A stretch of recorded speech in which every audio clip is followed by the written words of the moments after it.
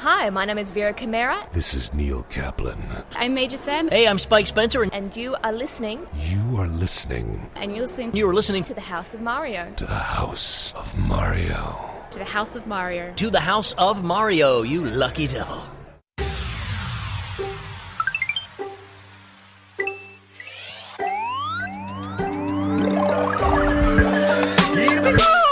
What's up, everybody? Welcome to the House of Mario, episode 55, and we are the Nintendo podcast, a part of the AVcon Collective. I'm your host, Drew Agnew, and joining me, as always, is my best buddy, Bryce DeWitt. Howdy ho. Howdy ho.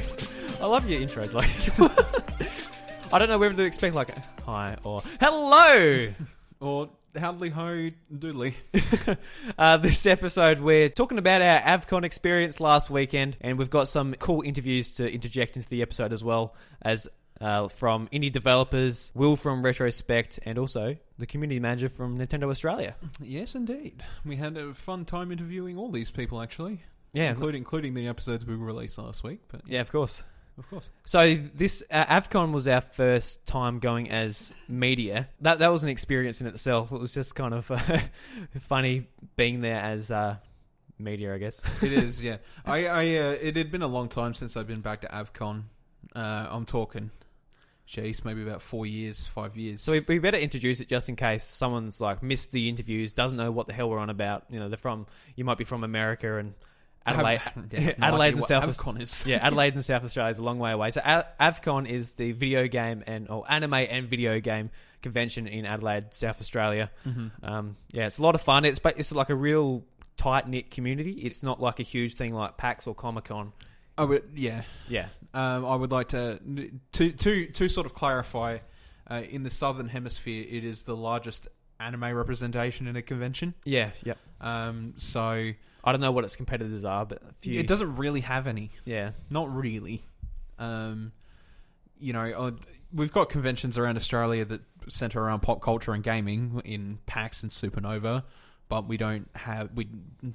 nowhere really has an anime convention per se. So it's the biggest anime convention in the Southern Hemisphere. I keep bumbling that up. I don't know why. And the video games section is obviously not the biggest part, but the culture fits in well together. Yeah. It's like a Coke and pizza or beer and pizza. Yeah, and pizza. It just goes well together. It just goes well together. Yeah. Yeah. Absolutely. Yeah. Yeah. So it was our first time going as media, and the bit what stood out to me just at the very start, we're waiting for the opening ceremony to start, and we went in. I noticed a couple of people who had media badges went into the section where the artists were, and that was shut off. Maybe we can get in there with these badges. Yeah. So we go in there and we have a look, and we sit down, we have a look at our brochures and play some games on Switch or whatever, and some guy comes up to us and he says, "Hey guys, are you..." "Oh, no, don't worry." Like, he saw our badges. Like, no. He left us alone.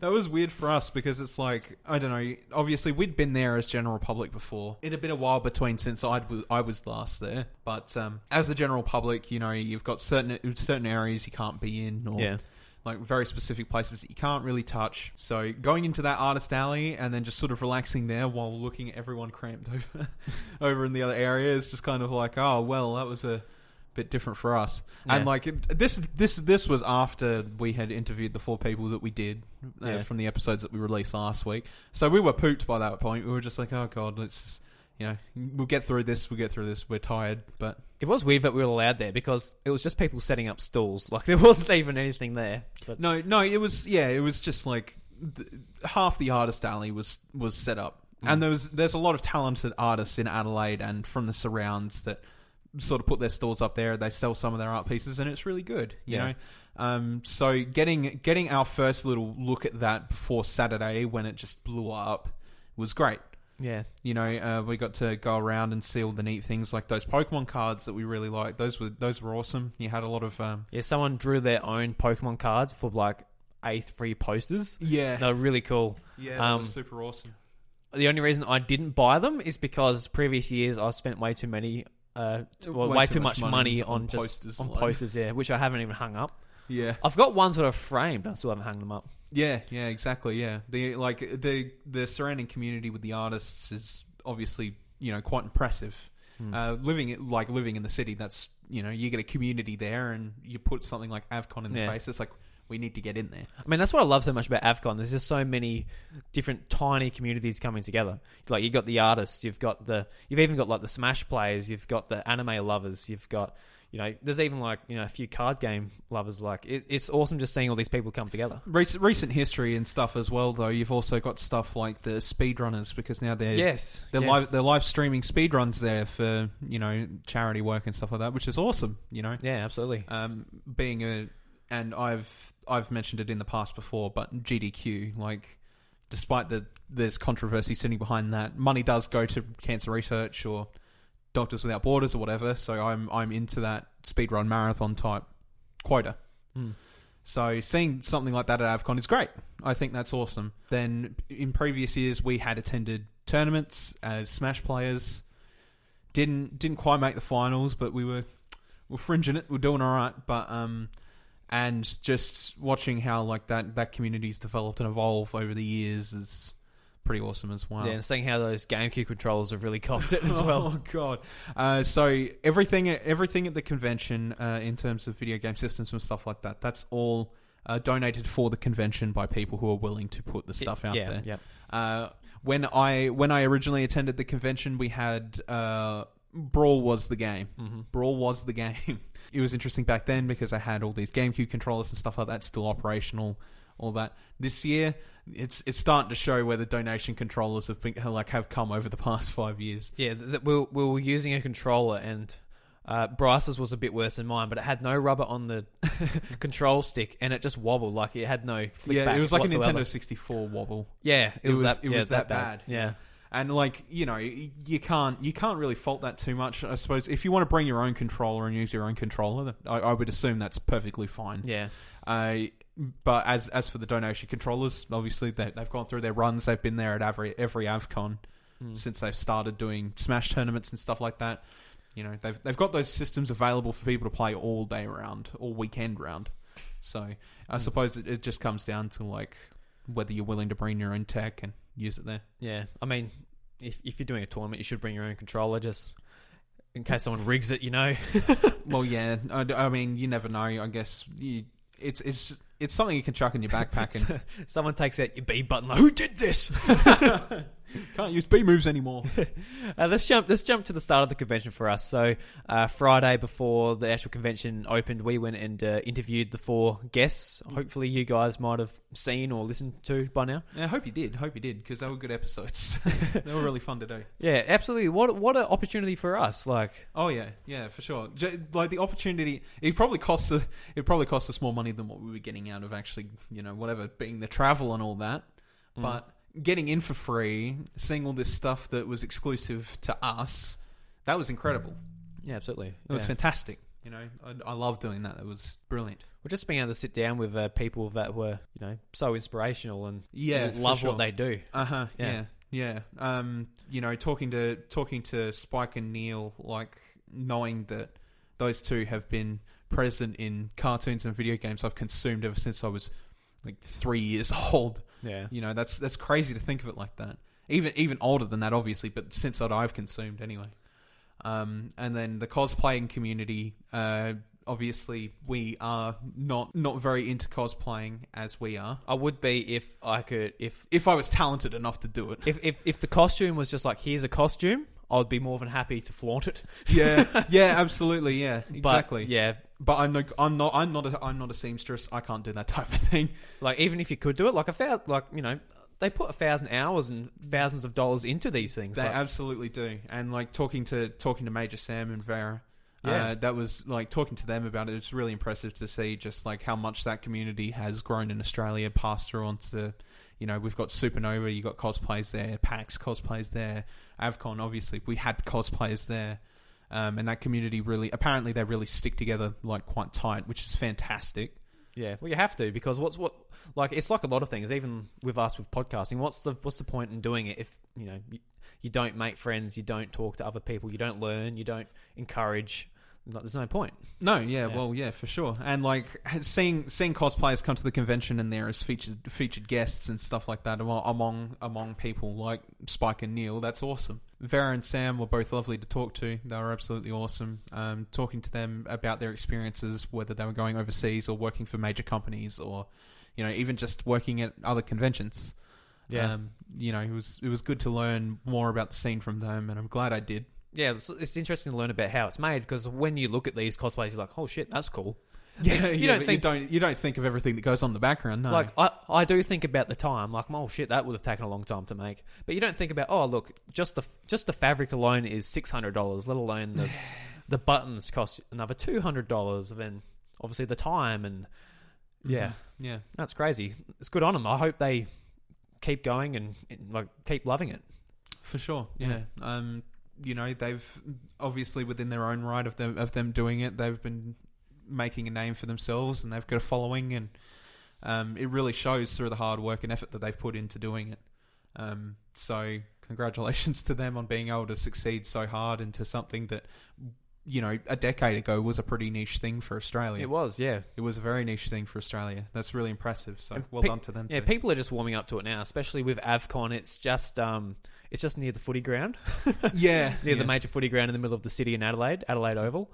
So a lot of the times on the Friday, you'll have people going to AVcon dressed up in the big bright pink hair and whatever. you also have the crowd going to the footy. Mm-hmm. So like the earlier days, the footy people were like, oh, what are these? The typical stuff. The footy players picking on the nerds. Typical Australian. Yeah, typical Australian. Just But now I feel like that's sort of waning a bit. AVcon's being around long enough. I think so too. Yeah. I think you're always going to have those people like, that's weird or whatever. Yeah. Well, we actually had that on the way to AVcon, didn't we? And we weren't even dressed. I was just wearing like a. We had a backpack. We had backpacks on. I just had jeans and a backpack or something on, and there's a guy, like, he was obviously a builder. He had his like fluoro vest on and stuff. He's like, "Oh, is Comic-Con on?" And at the time, San Diego Comic-Con was on. So just like, yeah, in the US, we're like, yeah, man, it is. we're not going there, but yeah, it is on. Yep, it's certainly a thing that's happening right now. And we just had the like the tag, like AVcon tag. We didn't have bright pink hair, or we weren't dressed up or anything. We didn't have anything that could be totally inconspicuous. So we're obviously picking out for something. Yeah. So but people who aren't in that gaming anime world, so they can't really.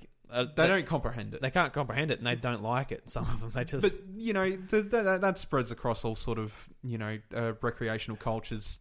Yeah. You get people that don't play footy and stuff like that, and they're just like, oh, it's such a bonehead community of like, I don't want to be involved in that or whatever. And then it's the same vice versa. They're just like, oh, look at these nerds. I don't want to be a nerd. And in the end, like, it's conflicting cultures. Yeah. But now it used to get a lot more ridicule as Australian is like a backbone, working man and footballers country when everybody drinks beer. So it didn't really have much of a standing against it now. But AVcon has become such a big event for Adelaide, especially now paired with this year they were paired with Hydro World as well. Yeah. But explain what Hydro World is, because we didn't even know until halfway through. real quickly, we go into it. So this year AVcon had teamed up with Hydro World to provide like a dual convention to take up the whole centre. Yeah. Hydro World is anywhere from the robotics and the future of technology and stuff like that as well. And it was funded by the government, so it was like a government funded thing to show off technology, and that to sort of try and bring it down to South Australia. Yeah, of course. Yeah, and as somebody we didn't get access to Hydro World per se, but we did participate in an event at the end of AVcon. Hydro World was doing their own thing out. Yes, that's right. Out at the waterfront, and it was cool. We were with a friend of ours who lived in Adelaide. He's obviously made a bunch of friends in his own community, game developer he is.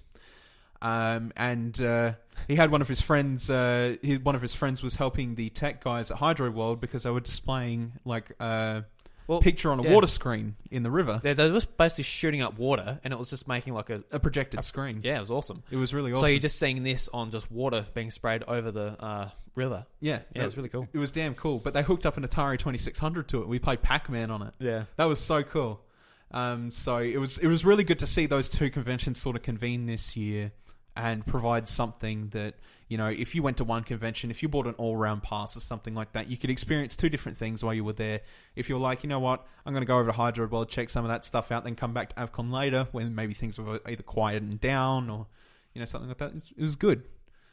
So I like the direction that they're going in with it. I think it's good to compare it with another convention to give it a bit more strength. I can't wait till that water screen becomes like ready for commercial use. So like you're playing online Splatoon or something. So, oh god damn it, my bloody water screen, I couldn't see it properly or something. It's getting blown by the wind. Yeah, which was a problem while we were there. But you know, still playing the Atari, playing Pac-Man in the middle of the river with a bunch of people sitting there watching, eating their food from the stalls. That was pretty awesome. That's pretty cool. Yeah, playing Pac-Man on the screen was certainly something different.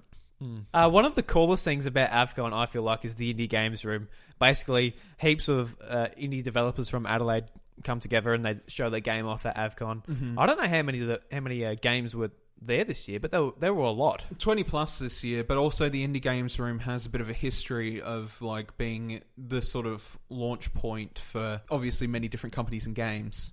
Yeah. Because Adelaide is such a big game development city. Hollow Knight was there. Yeah, Hollow Knight was at the indie game room, and look at that now. Yeah, not this year. But not this year, no. Yeah. But previous years, yeah. Previous years, Hollow Knight was at the indie game room, and look where it is now. Yeah, because that's Adelaide developed. Yeah, exactly. Yeah, it's Adelaide developed. So, it's crazy seeing something like that. Like it has the potential to be such a big platform for people to, you know, come and do whatever. There were people who were organisers for other conventions there. I'd noticed that actually picked up a couple of conversations.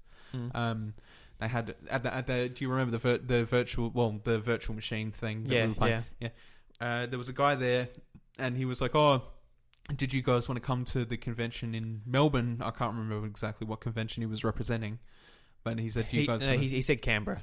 Canberra. Yeah. But explain what that was. It was basically like a. It was really strange. It was a thing that vibrated up and down, and it had light coming out of it, and it made 3D models. When it vibrated, it basically made a hologram, and you could play a game on it. It was like a sword fencing game, and it was good, but like it's not practical for gaming. Yeah, it really hurt my eyes. It was like playing the Virtual Boy almost. It was far from practical for gaming, but they said it's got a million other uses as well. Like it could be used in the medical industry and stuff like that to sort of measure certain things particularly better. Cool concept. Yeah, absolutely definitely. Cool concept. And even displaying something like that at AVcon, like in the indie games room, it might not be used for a gaming standpoint later, but if somebody walks through and sees that and they go, "What do you intend to use this for?" and they say, "Well, this," and then the right person just has to come along and be like, "You know what? We can actually use that." Play the Legend of Zelda on it. I mean, I was thinking more about sitting it in a hospital and saving somebody's life with it, but, you know. They saved their life with The Legend of Zelda. What's your problem? But, there was 20 plus games in the indie games room this year. Was it only 20? It felt like 50, honestly. I said 20 plus. So you actually don't know. I'm actually not 100% sure. I think it's more like around the loops of maybe about 40 to 50. So we played a bunch of them. We didn't get time to play all of them because obviously the indie games room can be quite full. Yeah, and a lot of them were, you know, student projects that have been in development for 3 months. So, you know, there's a lot of buggy games and stuff like that, but mainly because of the short development. And short development. Like, obviously, there's some games there that were like fairly well, pretty close to complete. You know, you had games like Brief Battles and stuff like that were, you know, quite there. But it's really interesting just to go around the indie games room and just see like all these different ventures that people are sort of following. You know, there were people there that were developing for Switch. There were people there developing for PC, Xbox. You know, a whole range of things, really. Yeah. So it's just really interesting to see from like that perspective, like the Adelaide gaming community sort of game development community sort of rising up and trying to push their... Yeah. No, it's push awesome their to stuff. see because Melbourne is the place to be as far as game development is, but it's awesome to see Adelaide really Adelaide's really pushing. coming and kicking ass, yeah. Yeah, for sure. It's, it's up and coming to be like one of the top competitors in Australia, which is, it's great for us. Yeah, absolutely. It's great for us because we love video games. We live near there. And we live near there. Yeah. So Yeah. absolutely fantastic. And Yeah. All right, Bryce, this seems like a good place to put the interviews we done at AVcon in the Indie Games Room. Yep, absolutely. I reckon that's a good idea.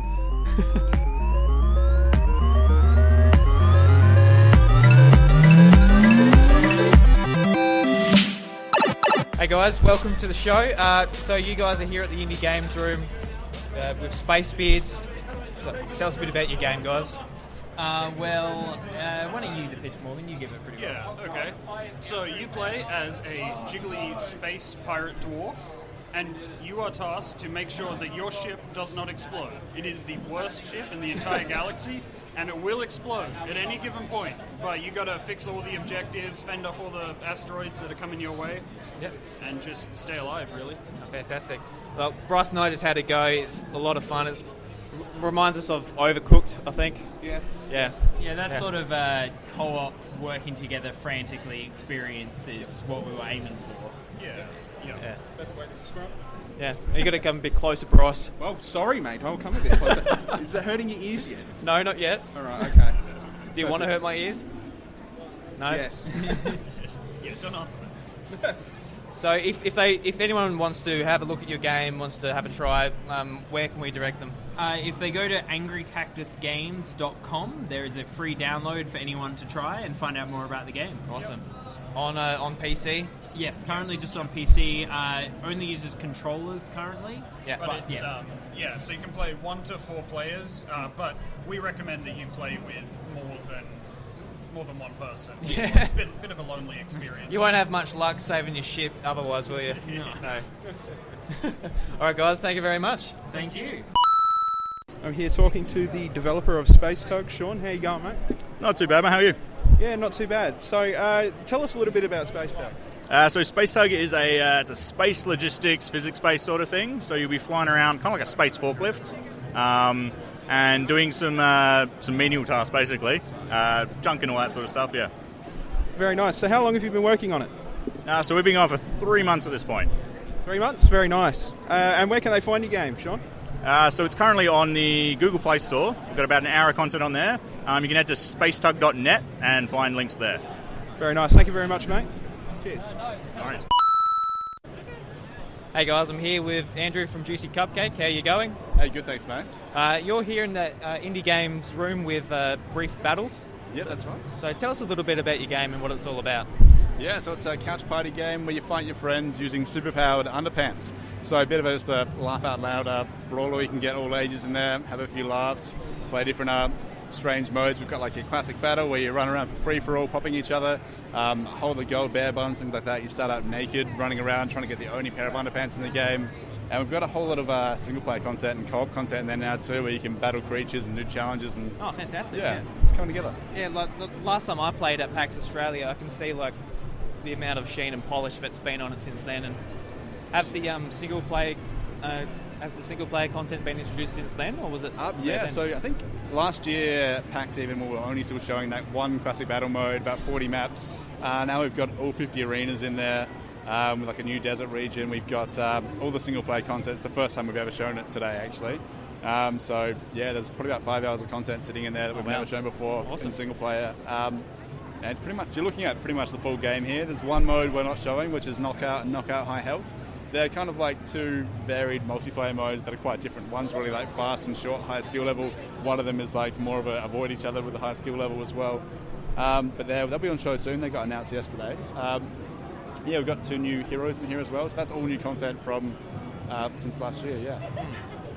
Yeah, like I'm a big Super Smash Brothers fan, so having like another party game like this to be able to sort of just muck around and play with your friends is fantastic. Yeah, and that's what it's all about. Like we've always kind of wanted that local experience where you can just get a few friends and have a laugh, and yeah, just gets together. You don't always get to play these sort of games, but when you do, it's worth it, right? Yeah, fantastic. So what platform is this game available on, or will it be available on? Yeah, so it's going to be coming out on PC and Xbox One, and the aim is this year. So. Oh, fantastic. Cool. Yeah. Well, thank you very much. So if people want to check out more, where can they go? Briefbattles.com is probably the best place to go, I'd say. Yeah, so if you want to get on it, we've got a Steam page right now as well that you'll be able to link to from there if you want to wishlist it and follow the game. So, all right, cool. Fantastic. Thank you very much, Andrew, for your Thanks, time. mate. Thank you. Cheers. So let's talk a little bit about the games that we played at the Indie Games Room. Yeah, let's do it. Okay, so the first game first and foremost is we approached was Space Beards. Mm-hmm. Now, Space Beards is made by Angry Cactus Games, who actually happens to have one of our friends as a developer of it. Yeah. The premise of the game is to get away with your booty by keeping your ship repaired and not die. Yeah. You play as jiggly space pirate dwarves that have no arm physics. It is great too because it's made by a friend from high school, and just the concept of it is fun. yeah. The concept of it is absolutely solid, and it's been in development for three months, so barely anything really. Yeah, and to be able to play that, it feels a lot like Overcooked, like the premise is just the premise is pretty much Overcooked. Yeah, working together to help fix the ship, so keep it afloat. Yeah, obviously not exactly the same. But the amount of comedic sort of barge they could achieve with what they have is great too. You're literally just space pirates who are the size of dwarves running around with arms in the air flailing around. So they were just like, I remember Riley said something along the lines of we decided to try and do something about the arms, but we could only sort of come up with like a Minecraft-esque walk. Yeah. And we thought that wasn't really good enough, so we just left them with jiggly arms because it just looks like they're panicking all the time. And it's great. It's great. It is, yeah. I hope that... I think Riley said something about taking a break, but you can actually download this game for free right now to give it a crack. Yeah. It's only available on PC, and you can only play it with a controller at the moment. But you can download it. We'll put the link in the show notes. We'll leave a link in the description, and you can give it a crack. So do you want to talk about Brief Battles, because you've had plenty of experience with this one? Yeah, so I sat down with Brief Battles. I played it at a couple of PAXs. The game isn't coming to Switch, it's coming to PC and Xbox, as you've already heard. But it's a lot like Smash Brothers. It's not like a lot like Smash Brothers, but it's the same premise. Four people trying to kill each other. You get different items, different abilities. 4 people duking it out. Yeah, duking it out, yeah. Like, you don't knock each other off, you just sort of kill each other and you respawn. Yep. But then whoever accumulates the most points. Yeah, and as they said in the interview, there's all new story mode and all that since I last played it too, so that'll be a lot of fun to play. Yeah, for sure. The game was looking very well complete almost, at the convention. It's very obvious that a lot of love went into this game, and it's certainly a very fun game. Yeah. This is the first time I'd played it, and my initial impressions were this is damn fun.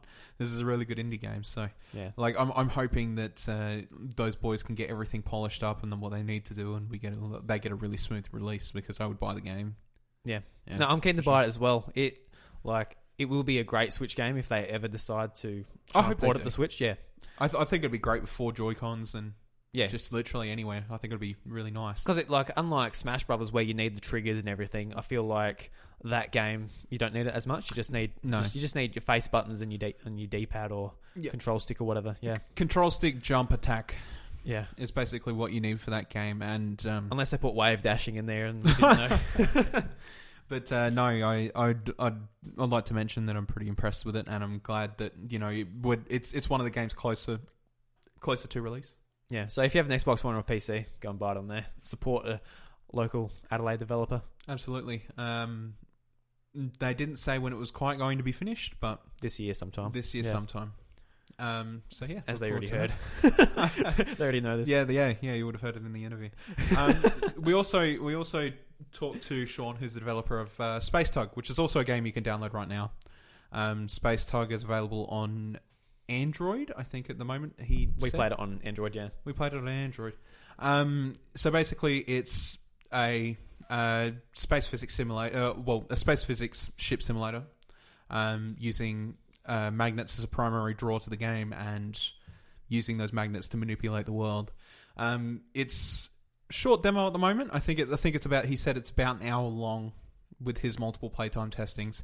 That was the fastest time he finished it in. So for a normal person, it wouldn't be that long. For someone who doesn't know the game as well as the actual designer, but yeah, for sure. So the game is primarily based around you are a ship and you've got to like fortify your defenses and stuff like that per level.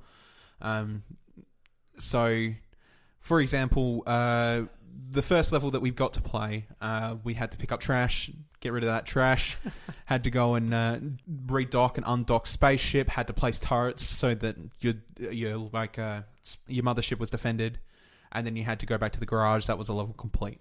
So it is a stage-based system. You use the magnets and stuff in particular ways in order to achieve your goal, and look, it's perfectly fine for an Android game. I quite liked it. Wow. Yeah, look, this is another game that's only been in development for a few months as well. And I said to him, I'm like, wow, like even the assets and that, I'm surprised you got them done in 3 months, let alone exactly an hour-long demo. Yeah, that's what I mean. It's the only reason I say it's perfectly fine is because obviously there's not a lot of port potential at the moment. No. Do you know what I'm saying? I enjoyed it. I got it done. I think I finished the first level within about 10 minutes, something like that, and I quite enjoyed it. Yep. I sucked at this game. Yes, you did. I'm not gonna lie. I absolutely sucked. Could be my experience playing with a lot of like stuff like asteroids and stuff like that. I'm just used to the physics of space. See, I'm not that bad at asteroids, but I was getting frustrated as well. I just want to snap this thing in half. Yeah, because you couldn't quite get a hold of it. Yeah, I finished it in a dually time. I would have liked it to turn around and go, oh, it's not my fault, it's the game's fault. I think tell the developer that. Here's the thing though, and if he ever does listen to this, I hope he takes it on board. I think it's a game that could work really well on controller. Yeah, definitely. I think it'd work really well on controller. Yeah. And I think I know it's only in development for Android and iOS at the moment, especially with dual sticks. Yeah, exactly. Yeah, because you've got one thumb controlling left to right, you've got one controlling throttle and reverse. Mm-hmm. So having the two sticks, I feel like yeah.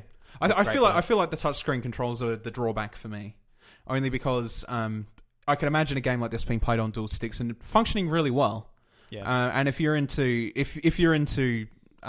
like objective based level completion and stuff like that, I feel like it could be a really solid game.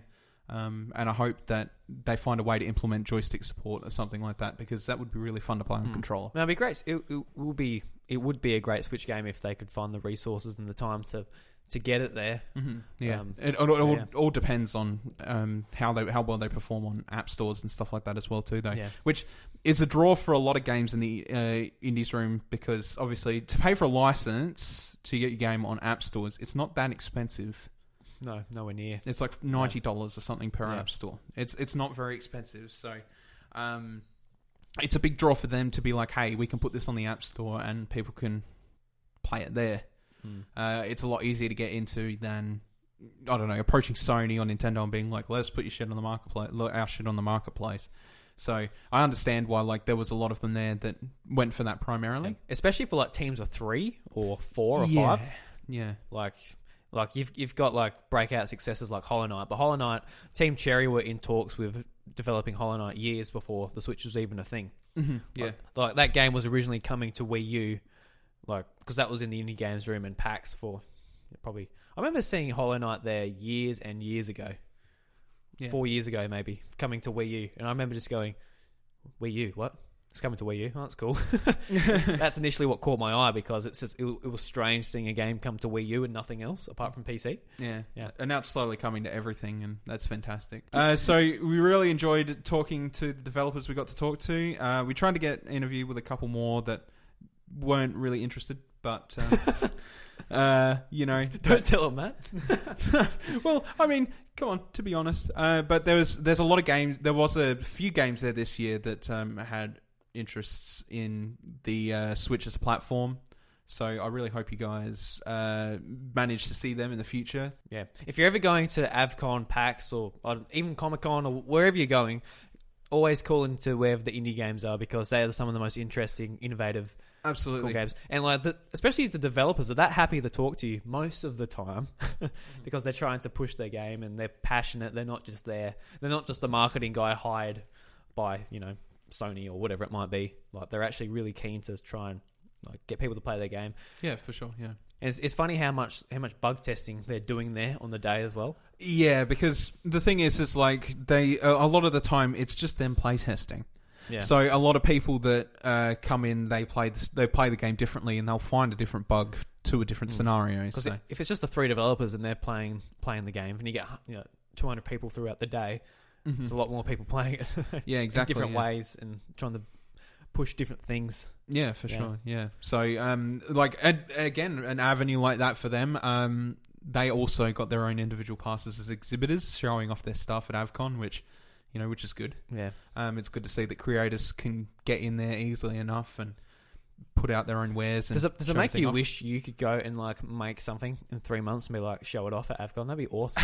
How cool would that be? Yeah, it would be cool, but I have no discernible talent in video game creation. Well, a lot of people don't have talent. You've got to earn it. You've got to work for it. You've got to learn. Yeah, I know, but like I've got nothing to start me off in that industry, which is why I'm talking about it. Yeah. But in saying that in itself, I think that criticism can be just as much as a cup. But no, we spent a lot of time in the indie games room this year, even if it was just to talk to people, and we really thoroughly enjoyed it. Thank you to the 3 developers there that allowed us to talk to them about their games. I personally enjoyed all 3. I thought it was really good. And I hope you guys find more success as you go on. Yeah, absolutely. So next up, we went into the Team Retrospekt area. So this place was just full of retro consoles: Nintendo, PlayStation, Xbox, Philips CDI, Virtual Boy, and like any old console, handheld. You could just go in and pick it up and play it. Literally anything you could put your hands on. I think this place was my favourite place at AVcon. I think so too. Only because I got to play with hardware I'd never touched. Yeah, I never thought I would touch in my life. Yeah. So we were in there with look a Super Nintendo. Oh, that's cool. Yeah. Oh, look, a Famicom. Cool. You don't see Famicons that often in rural South Australia. Yeah. Oh, a Virtual Boy. So we went straight. We were watching some guy play the Virtual Boy, waiting for our shot, and he walked off with his eyes bleeding. And we're like, oh god. And the game they had playing on the Virtual Boy was pinball. Pinball, yeah. So I've never played a Virtual Boy before, so that was the first game I got to play. And you're playing it, and the first minute you're thinking, it's not that bad. Then you notice the reds are getting darker and darker. Yep. You're like, oh dear. I explained it to Bryce earlier. It's a bit like you're about to die on Call of Duty and like there's blood splatter all over the screen. You're like, that's what my eyes actually feel like. and for, like the rest of that day, I felt like the strain in my head. Mm-hmm. I might have been playing for 5 minutes, maybe not even that, honestly. Yep. Like you can see how, like if you're into a game, like if you got like one of the Wario games or something on Virtual Boy, and you actually wanted to finish it, you got addicted to it. You got addicted to it. You really want to play. Your head would be in two. Oh yeah. And I don't get headaches that easily either. I'm not like some people who get migraines. See, it's a really strange machine too, though. Like it just in general, not just because like the concept is like what was Nintendo thinking at the time, but just. Actually using the thing was a really odd experience in general. Because at first, when I initially saw the Virtual Boy as a kid and wondered what the hell it was about, it was just like, how would that even work? How are you going to listen to the music and stuff like that? That was the weirdest thing for me. Yeah. It was you put your eyes on the goggles. You can't hear anything from outside being outside of it, right? You put your eyes on the goggles, and then all of a sudden you get this stream of audio coming from the side of your eyes going into your ears. It was so strange. It's the magic of the Virtual Boy, Bryce. It just beams it into your earlobes. I was just like, what is going on with this thing? And I sat there and I played it for a solid 10 minutes. I'm like, great, I've done that. I'll never have to do it again unless I see Mario Tennis or something. So you'll see a hit game on the Virtual Boy. You're like, I've got to play it. Yeah. Because there's only 20 so games on the Virtual Boy, so you'll be able to play them all eventually. Yeah, that's it. Yeah.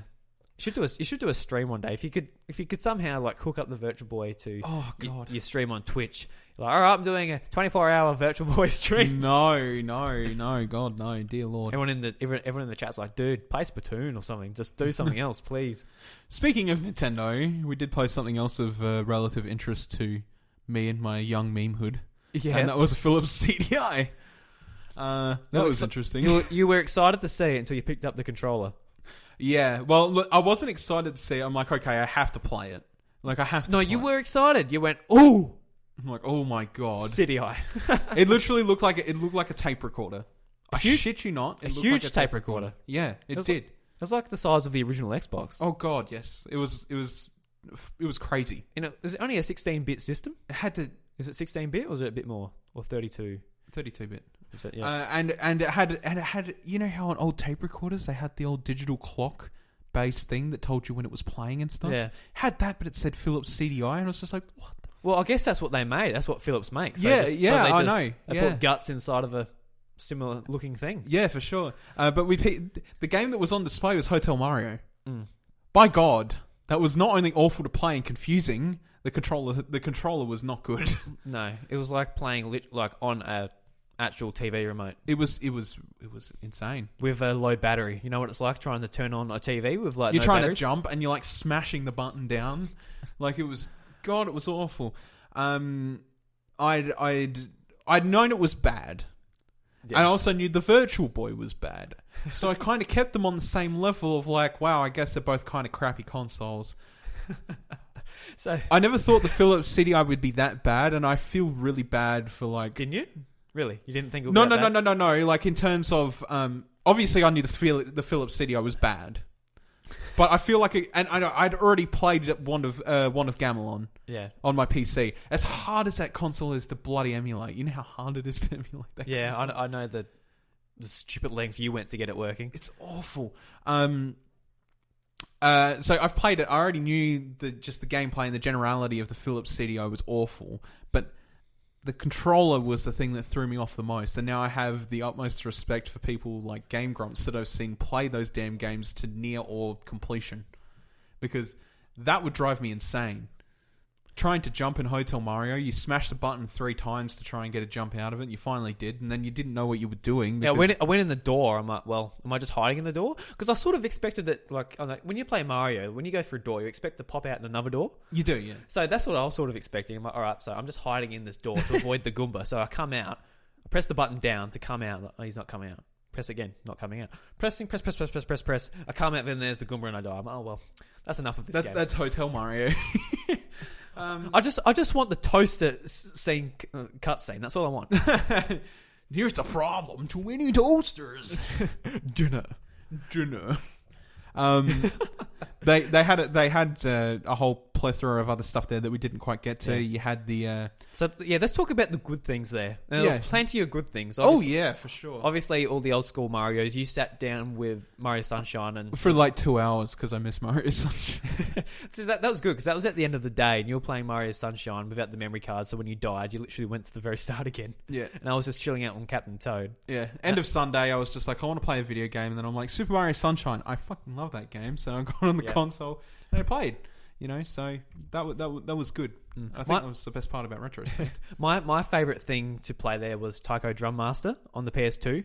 Yes, yeah, absolutely. Yeah, because I always wanted to try this game because in high school I played drums, and I still would play drums if I set them up in my new place, which is in town now. So I'm not too confident. But my neighbour is actually a drummer, and I can hear him from my house. So he probably won't have a problem with me doing it. No, I doubt it, yeah. But anyway, I really wanted to try this game, and it's quite a niche game. No one I know has it. So getting to sit down and play it, I'm like, no, this is really fun. Yeah, it is, yeah. And I feel like I get like the same... Because from Guitar Hero, you didn't get that, because like it was trying to simulate all the tom-toms, all the snares, the crash, everything. Yeah. And it was all in the wrong spot, so it didn't feel like it. Yeah. Whereas this felt like you're just doing drum patterns on the snare. Yeah. Which is great. And like with the actual drum controller, it felt like actual drum. Felt like an actual skin. Yeah, it was great. Yeah. So it actually just got announced, but it's coming to Switch November 2nd. Yeah. It's not coming with the controller, so I'm going to actually import a controller, the drum controller. Oh, so you can actually get a controller for the Switch? Yeah. Oh, good. Just goes into USB into the dock. And they've got an accessory too, so you can, in portable mode, you can dock the Switch and put USBs into it. So you can have 4 drum controllers on a dock Switch. Oh my god. Probably don't need to do that. Probably just play it on the TV, guys. But it's the Switch one has the Joy-Cons too. Yeah. But I heard that's hit and miss. And Yeah. you know what Joy-Cons are like, getting to the Switch when you've got the TV. See, that's got me interested now. It's just a shame that it's in the middle of game release hell. Yeah, exactly. But I want a drum controller. I want to play that game again. It was. I'm actually that keen for that game. But come November and it's in the midst of Spider-Man and all these huge games, even Pokemon. I'm still going to get it, I think. Oh yeah, for sure. To be honest, I'd probably get it myself as well if it weren't for the fact of Pokemon Red Dead, stuff like that. And I'm not a very rich person, so I mean, neither am I, but I'm less rich. We'll talk about the Battle of the Poor later. Are you kidding? I've got no money. I've got even less money. I'm in debt. I owe drug dealers. I owe corporations that sell drugs.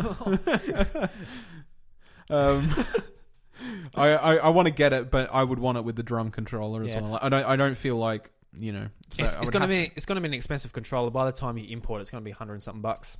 Oh, yeah. I checked Play Asia. I think it was $80 American. So you're paying postage and the extra Australian tax and I guess so. I would like to import it though. Regardless, that'd be cool. So then you can come over to my place. We'll go exactly. Yeah, we had a lot of fun playing that while we were I honestly, I absolutely no, loved it was fun. It was really good. I have Yeah. not had that much fun since with a rhythm game since I played guitar here. Especially because I'm really, really, really looking for an awesome rhythm game just to suck me into on Switch. Oh yeah, I know you are. So I really loved Hatsumiku on Vita and PS4. Yeah. So I'm just waiting for something on Switch to get me. Like I know there's what are those games called? Was it starts with a V? Voez. Yeah. See, I played the demo of that. It didn't. No, it doesn't. It doesn't itch the same scratch. No, I didn't. Yeah. Not quite, but didn't scratch the same itch. Yeah. Yeah. Yeah. I know what you meant. So did they. either or ketchup. Yeah. Tomato, potato.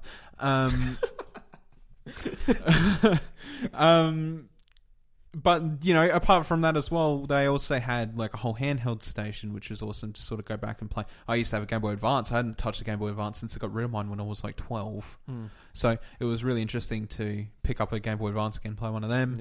Yeah. They had some really oddity systems there as well. There was I can't remember exactly what it was called, but it was a card-based PC system. Oh, cool. Yeah, I forgot as well. Yeah. No, well, that's the thing is there was so many consoles there that they've completely lost to history.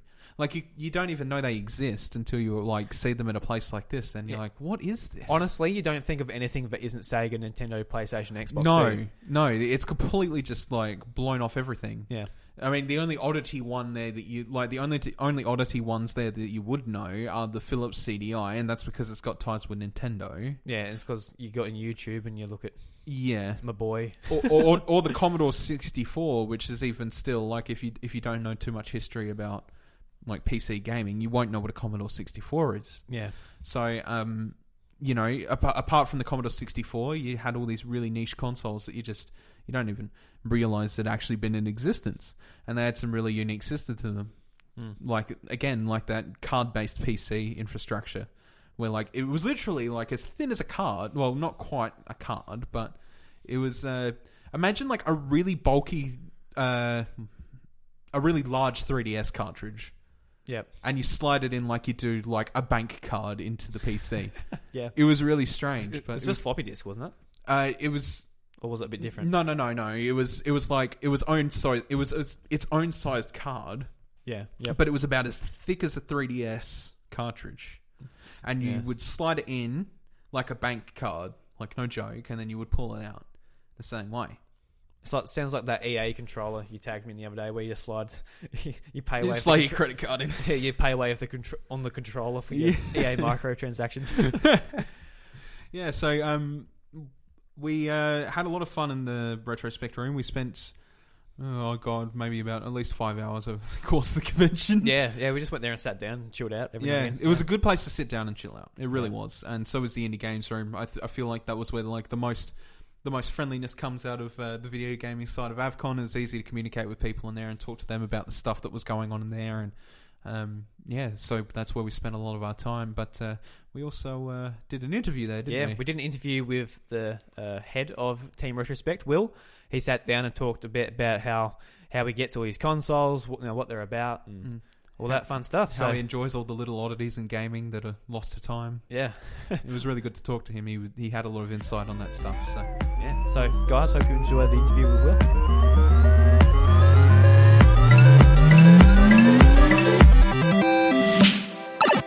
All right, we're joined here by Will from Team Retrospekt. How you going, Will?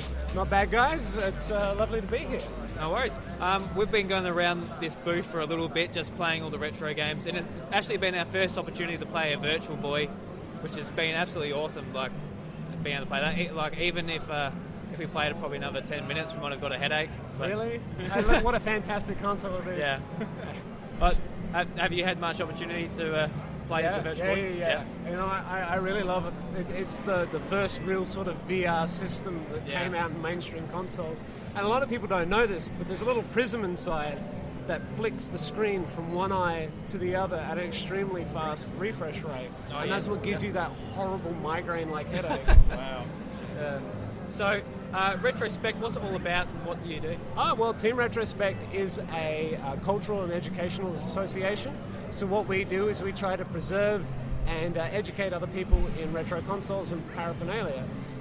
We build museums like this. We hold panels and discussions about all sorts of different retro aspects, the making of games, the making of consoles, and we travel to all sorts of different cons around Australia.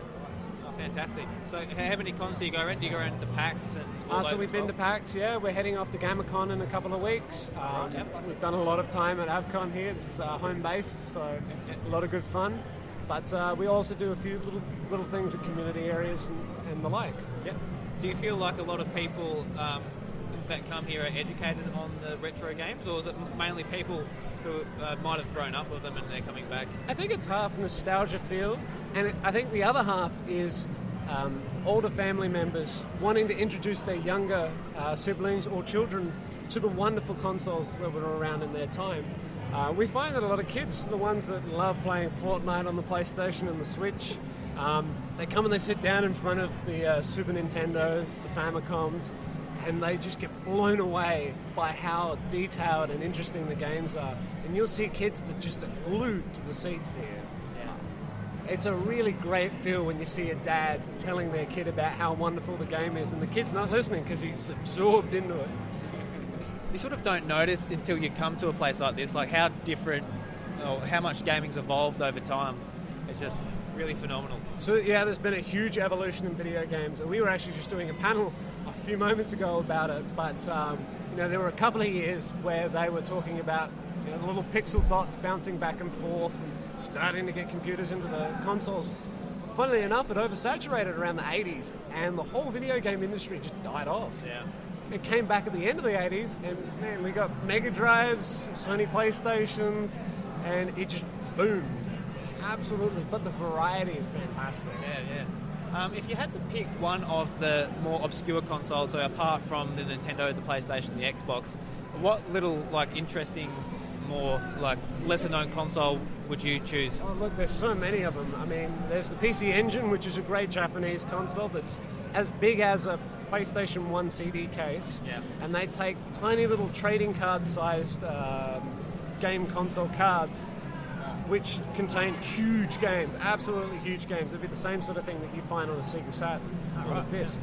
But also the Philips CDI, which is hands down one of the worst but most obscure consoles. And I don't know if you guys know the Maboy meme from Legend of Zelda. Yep. Well, Bryce here loves the Maboy meme. I used to absorb in that meme.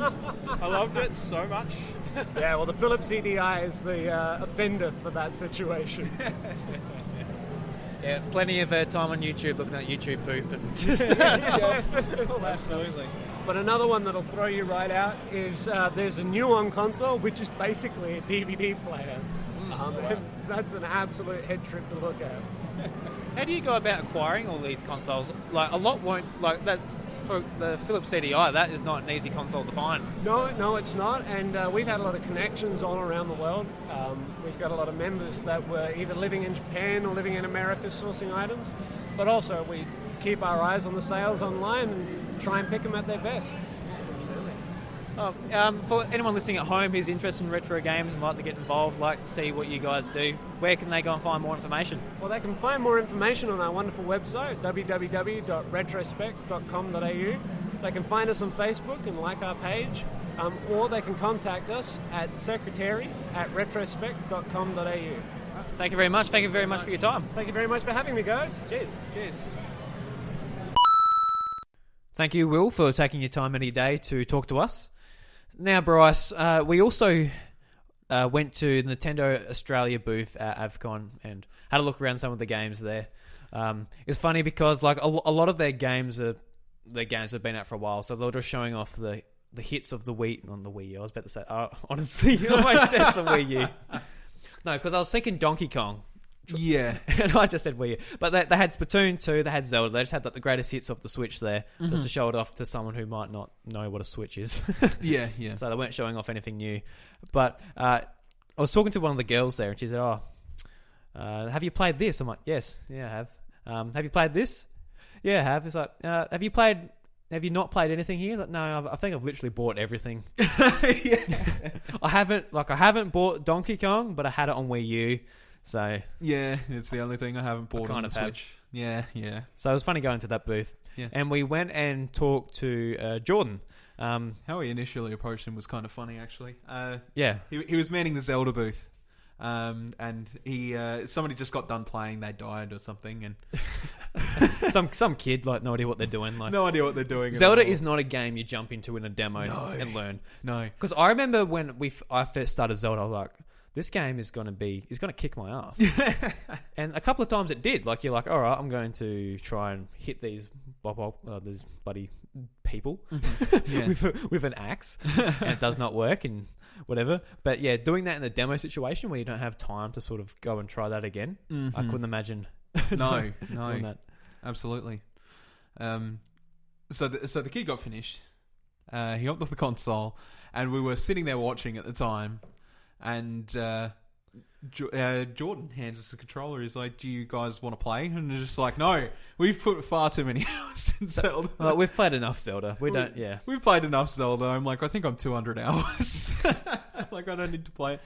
So it's just like, "Oh, fair enough." So he started playing himself, and he was like, "We've kind of been left with no weapons, so I don't know exactly how we're going to tackle the Bokoblin fortress that we've got here."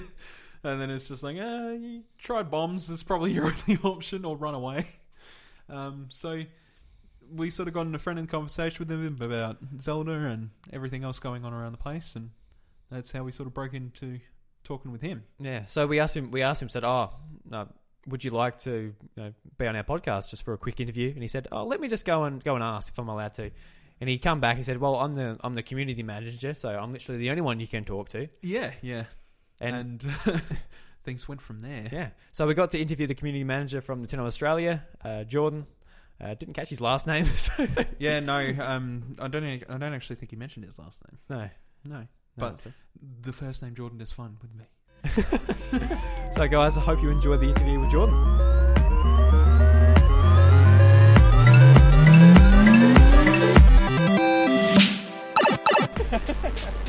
Alright, we're talking to Jordan from Nintendo Australia. How you going, dude? Yeah, good, man. How are you guys doing?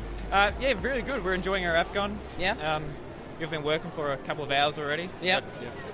Had a full day of work yesterday, so that was something.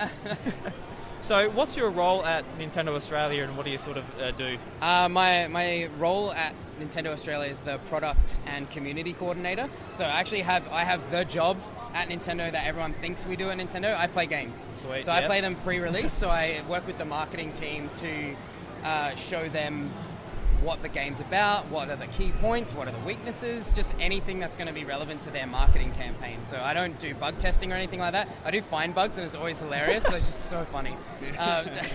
But like, depends on how early the code is. So often the code will be updated, and I'll be able to play newer versions of the game as it comes out and see the game come to life. Oh, sweet. Yeah. Which sometimes can be a bit of a spoiler because I'll be playing stuff and I can't talk to anyone about it. It's all very confidential. I'm in a windowless room. I can't talk to anyone about the game. You know when a game first comes out and you're like, oh man, I'm just talking about it. Like when Zelda comes out, everyone's talking about how what they're doing in Zelda and it's all this different stuff. I'm just alone until the game comes out. But then I get to enjoy watching people's reactions to what I've already played, and it feels a lot more like a dad role, I guess, where I'm just like, look at him go. Like, it's that kind of stuff. I remember when I was at that point. Yeah, and I also work with, my other part of the role is the community side of things, is where I work with the Splatoon communities and now the Smash communities as well to help support them as being a lot more present. Like, obviously, we're at AVcon here. We were here last year as well, but we're in a lot more of a, like, let's just have fun and, like, show off the Switch and just, we're not selling anything, we're just showing off. Yeah. Because last year here you had a few new games. You had Mario plus Rabbids and I can't remember quite what it was last year. Pokken Tournament, yeah. But this year you're just showing off Splatoon, Mario Kart, Zelda, all your heavy hitters. It's a quite big booth this year. It's really nice, actually. Yeah, it's cool. I like that the walls are lower as well, and it's a lot more open. People can just come through. They don't even have to play. They can just walk through and see what the games are about, even if they're not confident enough to jump on. Yeah, for sure. I just got a question about how you get the games early. Do you get them like a similar time to Nintendo America, or no? Treehouse does get it, like, because they're full dev. I'm more of like a branch. I'm just a tree branch compared to their treehouse. Because they do like a lot of the translation. They do massive localization. I get a lot of the stuff that they've done, and then I get to just pretty much just have fun with it. Yeah. Like totally unsupervised. Like I've been playing Octopath Traveler beforehand. It's so good. It's such a good game if you can get it still. I really want it. It's such a nice game, but it consumes you. It's a big time thing. So like. My Twitter feed recently has just been Octopath Traveler, all the time. But we did get to work a little bit with Takahashi-san and stuff at E3, so even though I didn't get it as early as America, I still got to talk with the devs and see because that's what they do a lot of with their localization, whereas I just get to ask them really obscure, weird spec questions. Like about what's the priority for attack for this captured creature if I'm using Lind as the hunter and that kind of thing. Just stuff that only they would know what I'm talking about. That's so cool. There's some stuff, but I don't have like direct input in the development or localization. Oh, fantastic. Well, thank you very much for your time today. Yeah, no worries. Cheers. Yeah, thanks guys. Thank you very much. Thank you very much to Jordan for her setting aside the time to talk with us on our podcast, and I also want to thank Nintendo for putting up a booth at AVcon.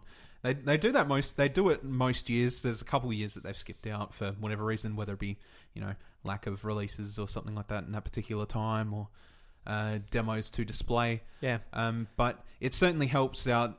It certainly helps out the AVcon convention, and draws people to come to it more, just as them alone. And they're the only major company that does put up a stall there. Watching the people play anything from Mario Tennis to Splatoon. They were playing Salmon Run a lot there, and they had Mario Kart there for people to play, or Captain Toad, and I'm pretty sure they had Sushi Striker up as well, didn't they? Yeah, I think so. Yeah, exactly. So it's really good. It's really good for the convention in general, and it's great for us because we love seeing people obviously enjoy Nintendo gaming, and talking to the employees of Nintendo, even just seeing what they think of their own games. Yeah.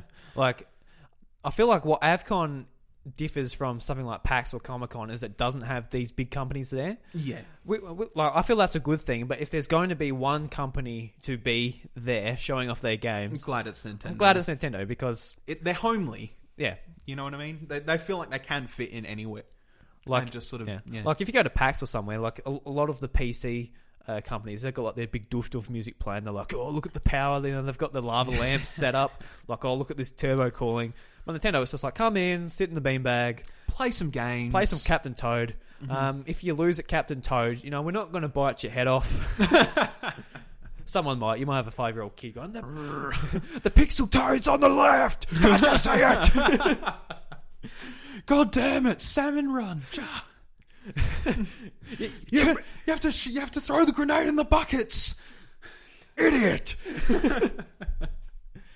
Oh god, get serious. Nintendo games are serious business. Just remember that, people. But we talked to a couple of the guys there demonstrating stuff off, and they're all really lovely. And talking to them was like talking to our peers. in how much we love Nintendo and, you know, the games that come out of it. So I appreciate the time that we got to spend talking with Jordan, and we got some cool posters there too. And the posters. They were handing out free A3 size posters. Yeah. So we got like 8 posters each of like all the different games: Mario Tennis, Zelda, that were displayed, Mario, Mario Kart. They didn't have any Sushi Striker ones, which sucked, but they didn't, did they? No, they didn't. I would like the Sushi Striker. Well, they had. What did they have? They had Mario Odyssey, Zelda, Mario Kart, Splatoon, Mario Tennis. Mm-hmm. Am I missing anything? Yeah, we're missing. I don't know.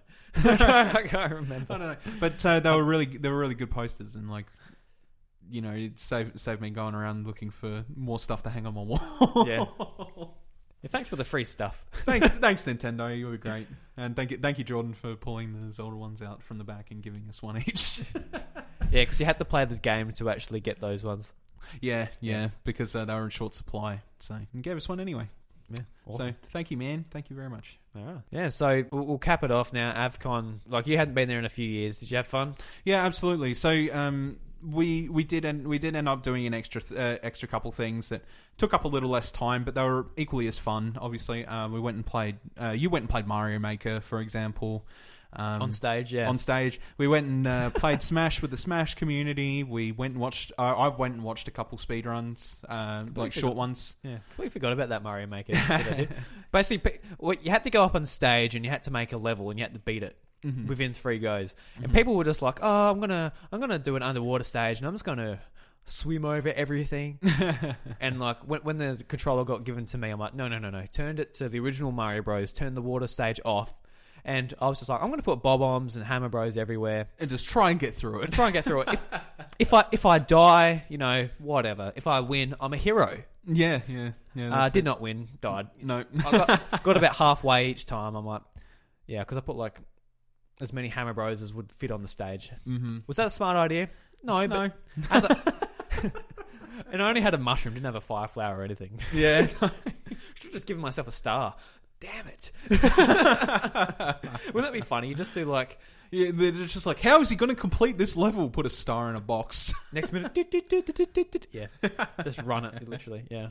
So, and we also attended a couple of the panels that went on as well when we had the spare time. Yeah, the panels were great, yeah. Yeah, we went and saw the Zelda Universe panel. Shout out to those guys. They did a really good job on the panel. Drew won a Zelda amiibo. I won an amiibo, yeah. He won an amiibo for an answering questions, so that'll be something you can keep with him forever. One I didn't have either. I got the Zelda Breath of the Wild. Yeah. For answering, what was it? How do you get the hard mode in the original Zelda? Yep, yeah. You had to type your name as Zelda. Yeah. I was like, I think I know it, but I'm like, Bryce, is this right? I'm like, yes, that's right. Because I doubted myself. I need more self-confidence. Why don't you tell me? Why don't you praise me more often, Bryce? Oh, sorry, my dear Emperor. I don't know. I don't know how to praise. See, I was with you until you said Emperor. You're just kissing my ass now. I don't like it at all. Yeah. I don't like it at all. We also capped off our convention.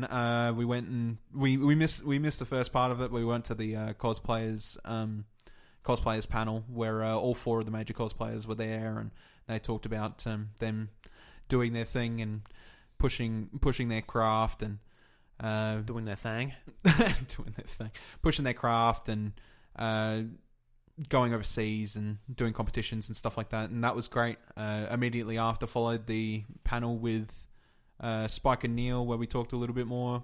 That was a great panel. It was fun, where people got to ask their own questions and stuff like that, and they were just answered there, and that was recorded live and stuff and put up on AVcon's page. So, you know, those panels were awesome. Unfortunately, those 3 panels were the only ones we could catch in time.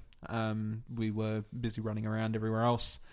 The merch stores are fantastic. I bought a Master Sword for $65. That thing is brilliant. And after you unboxed it when you got home, and like you come over and just like took it out of its holder and you like put it up to my neck and said you're going to die. I'm like, wow, that's really cool. Yeah. It's like a steel blade. It was beautiful. I was like, wow, I can't believe I bought this. So when you said you bought a Master Sword, I thought you just meant like, oh, you got like some foam thing which you're gonna like, which you're gonna like smack on the fridge a couple of times and just chuck it outside, and your daughter's probably going to chew on it. No, but it's a proper thing. Yeah. So where have you got it? You displaying it or what? I haven't. I'm not displaying it yet, but I will eventually. So what I want you to do is I want you to stab it in the ground right in front of the TV. So then your missus has to try and pull it out. Hang your controllers off of it on their wire. That's no way. That is no way to treat the legendary Master Sword. Use it as a coat hanger. Among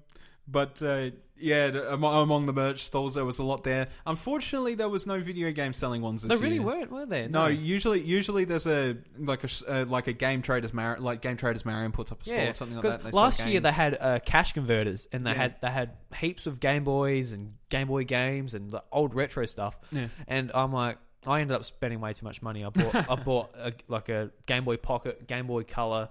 I think I got Pokemon Silver and Pokemon Red. How much did that cost you, Drew? Oh, enough, $200-something.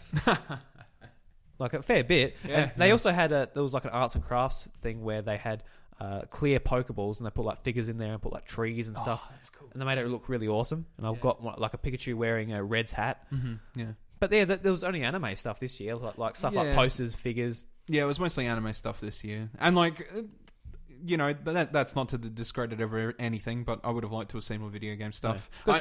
That's not the convention's fault either. Like No. That's just who rocks up. Yeah, exactly. Yeah, it depends on whoever comes up. But I got my Master Sword, and I'm happy with that. Yeah, that thing was a brilliant purchase. I was happy because I didn't need to spend the money. So no, yeah. I remember last year, as I said, I bought the Game Boy, I bought the Pikachu thing, I went to Artist Alley, I bought a huge Persona 5 mouse pad. Mm-hmm. Yeah. I bought heaps of stuff that year. Posters. This year I went no posters.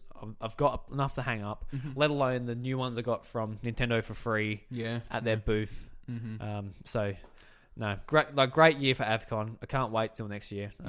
No, and especially fantastic. Just the first time for our experience going there and being able to as media. Yeah, I would like to shout out to the guys too that they did a really great job treating us as media. Thank you so much. I don't think we deserve that much praise of being media, but they were very nice. They set us up with everything we need, and we had a place to store our equipment if we needed it. So thank you very much, guys. You did an absolute bang up job of treating us well. Every time I say media, we went there as media, I can't help but to go like quotations. hey, we're this is Drew and Bryce. We're from the House of Mario. We're media. What do you mean media? Oh, we interview people and put it on our podcast. I have a laptop and 2 microphones. We're media. But they were absolutely fantastic to us. So thank you so much to Team AVcon for being absolutely brilliant.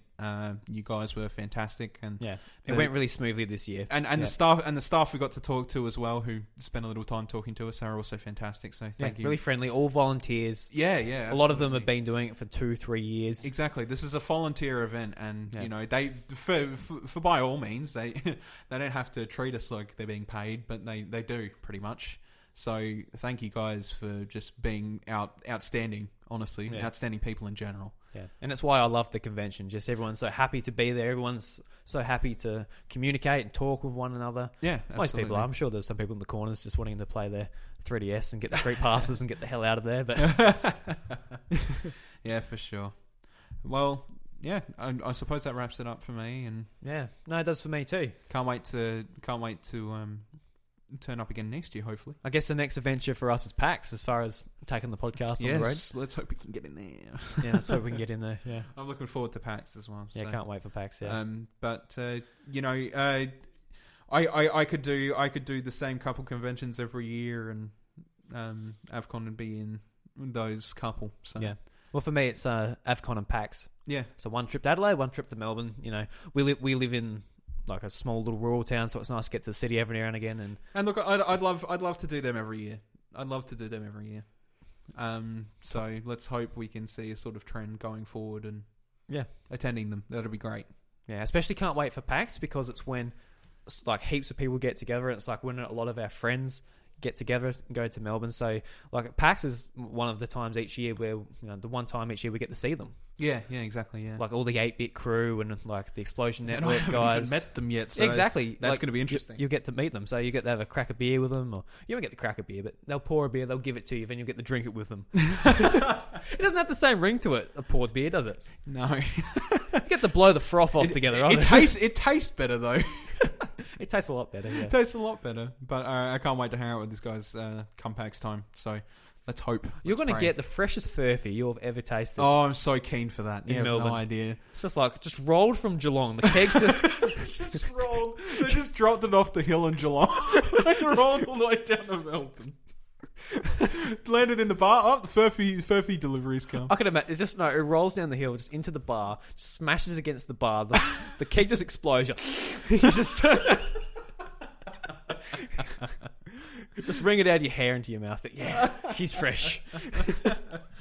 Oh boy, guys! Thank you very much for listening to the House of Mario episode 55. You can find me at iDruby on Twitter. You can find Bryce at BryceWitt. And you can that's changed. Oh, what have you changed it to? It has actually changed. It's changed to correlate with my my other thing, which I'm plugging, which is my Twitch.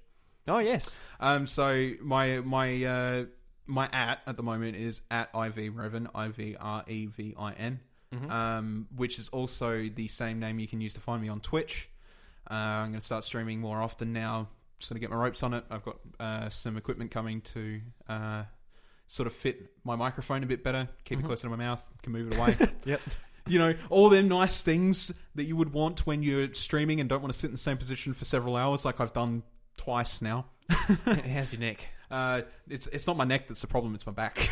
Yeah, okay. I feel like I'm like an old man at this point. I'm just like hunched over. I'm like Playing Xenoblade Chronicles today. Which while I'm here talking about it real quick, thanks to the Discord community for jumping in to chat and saying hello and even sticking around for hours. Metadox woke up at 4 o'clock in what was it, 3 or 4 o'clock in the morning the other morning, and it's just like, oh, Bryce's stream's on, I might have a look, and he ended up staying there till 6 a.m. Were you on there at that time? Huh? Were you on there at 4 o'clock in the morning? Yeah, man. Catching those Americans, or what's yeah, up? Man. I got American friends who liked watching, so that's... Catching those Americans. Got to get up late, catch those Americans. I was surprised to see Metadox at 3 o'clock in the morning, 4 o'clock in the morning, whatever it was. Is it school or what? No, it was Saturday night. So Saturday night into Sunday morning. So thank you guys for jumping in and giving me the support that I want and need and would dearly appreciate. Yeah, absolutely. Go and support Bryce. Give him a. I'll be streaming a lot more. Yeah. Well, you mainly streaming Xenoblade at the moment, are you? Yeah, but what are you going to move on to? As of tonight, which this episode will come out after that's done, I'm starting Octopath Traveler fresh. Oh yeah, so you'll be on that for a while. Yeah. Okay. Awesome. I have not touched that. I have not even touched the demo. Yep. So I'm very keen to get into it. I actually preloaded Octopath and I haven't touched it yet. But I'm next episode 56 next week. I'm really looking forward to that because we're going back to basics and we're just going to be talking about the games we've been playing over the last 3 weeks or however long. It'd be good to have some basic weeks. Yeah, we need some basic weeks before we hit PAX and then. Because I've actually played a lot of games since then. Like WarioWare's come out this week. You've got Octopath Traveler. Hopefully, I've played it as well by then. I've got Hollow Knight, Lumines. Heaps of games. A lot of stuff that's really good, but it's sort of just gone under the rug at the moment because we were at AVcon. So we'll get to talk about them, and I'm looking forward to that. The last few weeks, I'm looking at my Switch, being like, this isn't just a secondary console now. This is you can get a Switch and just play Switch. You don't need anything else now. If I want to play something online, I'm looking between Fortnite, Paladins, and Splatoon. Yeah. Then when Smash and Mario Kart nights and that get added to that, you're like, well, that's a lot of online games. Speaking of Paladins, can't wait to talk about that now that that's free to play. Anyway, continue. Yeah, and you've got heaps of single player games. You got Mario and Zelda, which are going to take you for hours. Let alone Okami's coming out soon. There's heaps of stuff. Yeah. There's too much stuff. Absolutely. Yeah. Anyway, back to the plugs. We'll talk about it more next week. Yeah, so you mentioned the Discord. Thank you very much to everybody in the Discord. It means a lot to us being able to jump in there every day and have a conversation with you guys. I absolutely love our Discord, actually. Yeah, Like, I do. I know it's so small, but I absolutely love it. Yeah. Being in there, talk to Jamie and Meta and Luke. Yeah, absolutely. And Tam and, all those guys. Everybody that jumps in. Dylan Blight, every now and again you see him in there, yeah. We appreciate all you guys. Thank you for being a community that we love so dearly. Yeah. Honestly. We can't wait to push forward in the future and hope you stick with us. Yeah, if you don't, well... I'm sorry that we failed you. I'm sorry that we failed you. Oh, you made Bryce cry, don't leave. Alright guys, we'll leave it there. This week's Nintendo Jukebox is from Team Nightmare Funtime. Ooh, Nightmare Funtime. They're on YouTube, and they've got a Splatoon 2 remix called Ultra Spicy Calamari Inclination. Interesting. Yeah. Ultra Spicy Calamari. That didn't work for you, did it? No. My tongue got tied. Anyway, guys, go onto YouTube, check them out, give them a like, give them a subscribe, give them stuff.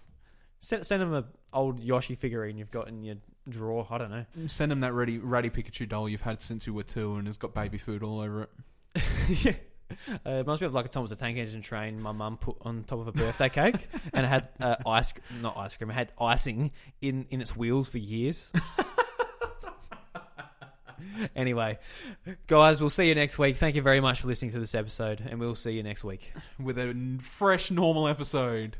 Stay fresh. Stay fresh. Don't get cooked, stay off the hook.